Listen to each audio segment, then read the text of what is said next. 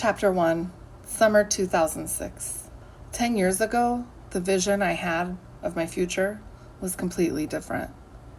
I'm laying strapped to a bed in a neck brace that restrains me from looking anywhere but up. Drained physically and mentally, I lay there in denial about the fact that I will have to own all of the lies of the last 6 months and face the aftermath of the damage I created. I have spent at least the last 6 months finding a new way to be numb and to avoid acknowledging any painful emotion that might remind me that I am human. I finally recognize emotional pain can only be avoided for so long. I think to myself, God, I am such a screw up, and I was taught better than this. The emotional numbness that I've been using as a crutch for comfortable avoidance of reality is beginning to wane. As I stare into the brightness of the light above me, I begin to slowly fall asleep. Sleep is fitful as the noise of the hustle and bustle in the emergency room around me wakes me up, intermittently throughout the night.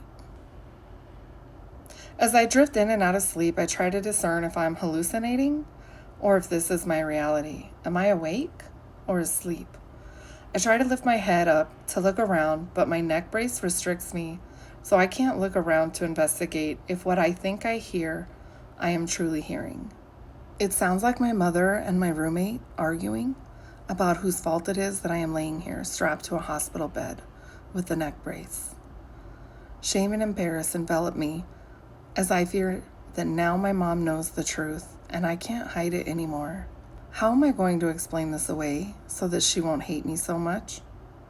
She must be so disgusted with who I've become.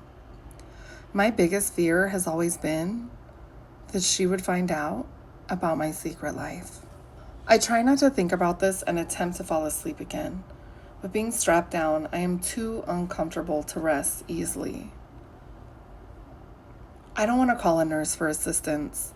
The last time I called one over, I asked her if my mom was nearby waiting on me. She seemed to not understand my question and gave me a hurried response that made me feel like I was bothering her. This feels like the longest night of my life, and I have counted every bump in the ceiling panel next to the light in between my naps. Finally, a nurse with green scrubs and bifocals perched at the end of her nose announces I am moving to the 5th floor as soon as the bed opens. Her delivery is much kinder than her body language. She has short gray hair with a funky boy cut. I have a hard time making eye contact with her because I can feel her judging stare. The fact that she has to look down her nose to see me through her glasses during our encounter validates this thought.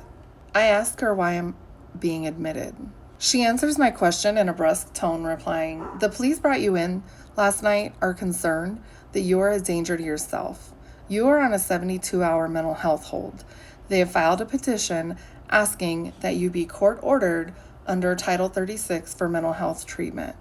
"So I can't call someone to come get me and take me home?" I ask in a panicky tone.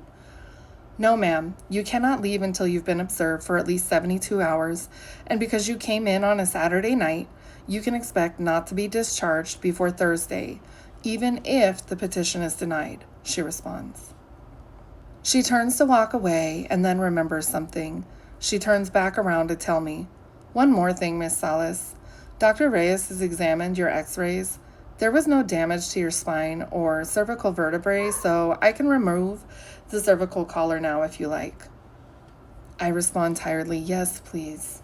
While she is removing the neck brace, I attempt to process her words. I lay back down on the bed and fall into another restless, dreamless sleep. I don't know what time it is when a different nurse comes to wake me up and let me know a bed has opened up and I am being transferred to the mental health ward. An orderly with a wheelchair arrives and asks me to sit down. I am not allowed to walk to my next destination, and it's just as well.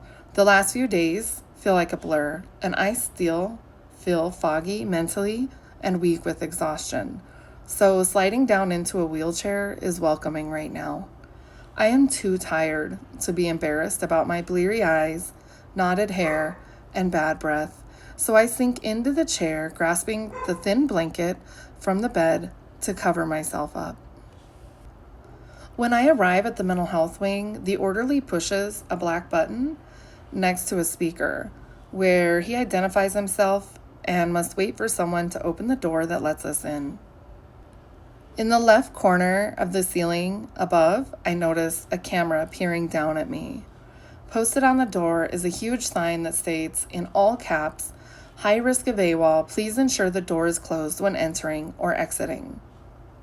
After this door closes, we wait for another door to open, and as we enter, I see the nurse's station to my left, and past that, what appears to be a long hallway with doors spread out every 8 feet all the way down to the end of the corridor.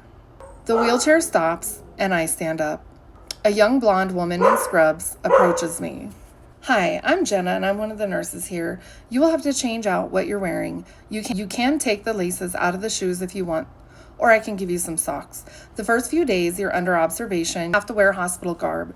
Then if the doctor allows it, you can wear clothes your family brings in if they are free from strings or safety hazards," she says. I opt for socks and think to myself that I won't be here very long, so I can live in this thin hospital gown and paper pants that she gave me. Sadly, this is not the first time I find myself in a mental hospital. I have always gotten out within a few days in the past.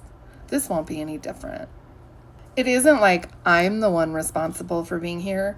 I'm the victim in all this. Inhale deeply as I plunk down on the crisp sheets over a box they consider a bed.